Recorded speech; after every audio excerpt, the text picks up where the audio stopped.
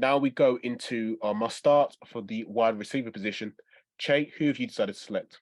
Again, I've gone back to those pesky Philadelphia Eagles with the wide receiver Devontae Smith. He's my must start of this week. He plays on the right-hand side typically, as per our sources. He got over 100 yards last week against the Chicago Bears. Now, what was interesting is that whilst AJ Brown is the ex-receiver, Devontae Smith isn't that far behind. Now, we know that AJ Brown is their big free agent, so they got to feed the guy. However, even though they've got to feed the guy, Devontae Smith is eating too because of the great play of Jalen Hurts. Now, as we mentioned earlier, there's a high likelihood that Jalen Hurts won't play.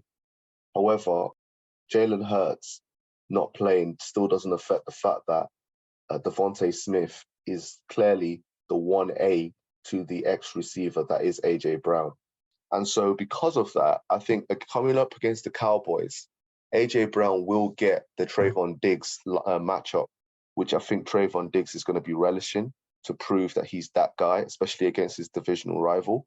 But I think Devontae Smith, where in his last 3 games he's been averaging roughly about 18.7 points PPR, I think that with him, it seems like he's lining up against a Kelvin Joseph, and I fancy Devontae Smith to win that matchup against the Cowboys in that 1-2 punch, where if AJ Brown eats in the first half, we know that the team's going to key in on him, where his corner will typically get safety help, which will allow Devontae Smith potentially, where the linebackers don't drop back in coverage, to eat on his side of the field. So because of that, I'm rolling with Devontae Smith, wide receiver, Philadelphia Eagles, as my must start of week 16. Thanks for that, Che. Another excellent pick. But this week, I've actually gone with slightly off-brand pick. That's Marquise Goodwin for the Seattle Seahawks as he squares off against the Kansas City Chiefs. Well, here at Call the Huddle, when picking players, we primarily look at 2 things: volume and opportunity.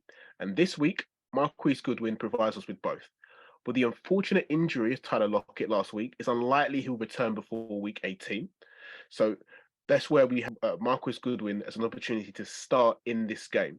The last time either Lockett or Metcalf missed a game in week 7, Godwin finished with a stat line of 5 targets, 4 receptions, 68 yards, and 2 touchdowns. What was impressive about this is that this occurred after Metcalf went out of the game midway through. And he actually started in a position in the X position, which isn't akin to his skill set. However, on this occasion, he gets a week to prepare in a must-win matchup against a team who who are 28th against wide receivers in the last month. We get it. This is a curveball as we get into the semi-finals in a lot of leagues. However, Godwin has an opportunity to not only be an upside play this week, but most importantly, a playoff decider. So start him and thank us later. Oh, that's quite a bold one there. So are we saying then that Metcalf won't play on Sunday, or are we saying that if he does play, he's going to get Goodwin's going to get a lot of Lockett's targets? Yeah, I think ultimately Metcalf's going to play, but he's going to play the X receiver. And I think a lot of what Kansas City are going to do on the defensive side of the ball is going to be to try and stop him, because ultimately he is the game changer in that offense. However, what that will do, it will give the opportunity for Marquis Goodwin to play the slot, which is as mentioned before, more akin to his skill set. He's not a big body X wide receiver. What he is a guy who likes to get in the flat, in the slot. Again, he works very well there, and that's a lot of what Tyler Lockett does. And I fully expect him to get those targets. So, coupled with the fact that the Chiefs give up the number 6 against fantasy points allowed to wide receivers, this may seem like a Hail Mary. However, in a week when you are facing off against a team in week 16, and let's say you're missing players, the most important thing you want in your matchup is a high upside play. We know Geno Smith is a competent quarterback. We know the Chiefs give up a lot to the wide receiver. We know there's an injury into the wide receiving core. For me, it makes more sense to go and get the next man up. And the next man up in this instance will be Marquise Goodwin. Yes, you might see a bit more kind of tight end play with Will Disley and Noah Fant. However, in order to move the ball down the field, the Seahawks utilize their wide receivers at a very high rate. In fact, they do so. They're the 3rd most in terms of wide receiver usage in the league. So this means that all kind of couples down to the fact that Marquise Goodwin should have a very good game. The volume's there, the opportunity's there, and he's very much a talented wide receiver. We've seen what he did when one of Metcalf or Lockett were out. He'll show that this week. So I think it's an absolute must start. And as I mentioned before, they're going to thank us later next week when they're in the finals, Jay. And I'm fully confirmed that they will do so this week. Definitely. And I think that where Lockett also had speed, Goodwin has speed as well. So he'll be used a lot in a long, looking for big plays. It'll be interesting to see how he's used as far as the play action. Is Kenneth Walker back, by the way, or is he done?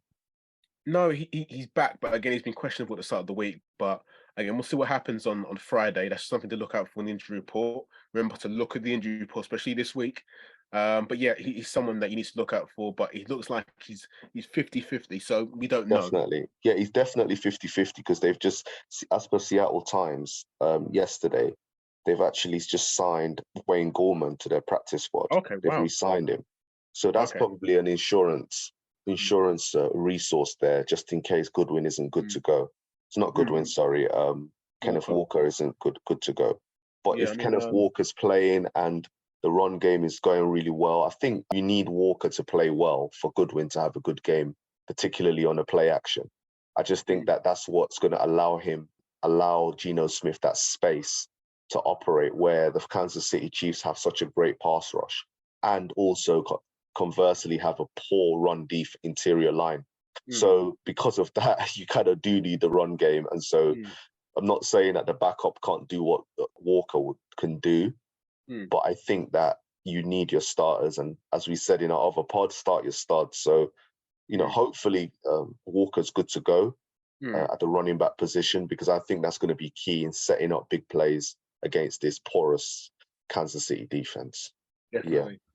And because of the way Kansas City play, the way Seahawks play, it's going to be a high scoring game. And what that means for fantasy is there's going to be a lot of fantasy points. So you want to be involved in this kind of games where there's going to be fantasy points galore, whether it be for Kelsey, whether it be for Mahomes, whether it be for Geno Smith, DK Metcalf, we mentioned before, Walker if he plays, and Marquise Goodwin. So this is the kind of game you want to be involved in. So yeah, both teams need to win.